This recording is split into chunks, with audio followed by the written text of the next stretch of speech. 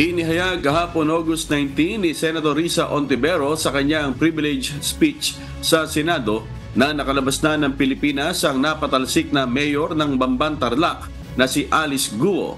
Kinumpirma naman ito ng Presidential Anti-Organized Crime Commission at sinabing July 18 nang umalis ng bansa si Guo at sa ngayon ay tatlong bansa na ang napuntahan nito, kabilang na ang Malaysia, Singapore at Indonesia.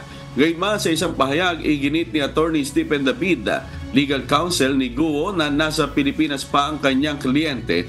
Base na rin sa huling pag-uusap nila nitong linggo, August 18. Sinabi rin ni David na tiwala siya sa immigration system ng Pilipinas, kaya sigurado siyang hindi pa nakalalabas ng bansa si Guo. Pero ayon kay Immigration Commissioner Norman Tansinco, nakatanggap ng impormasyon ng Bureau of Immigration na nakalabas na nga ng bansa si Guo sa kabila ng pagkakasama ng pangalan nito sa Immigration Lookout Bulletin ng Department of Justice.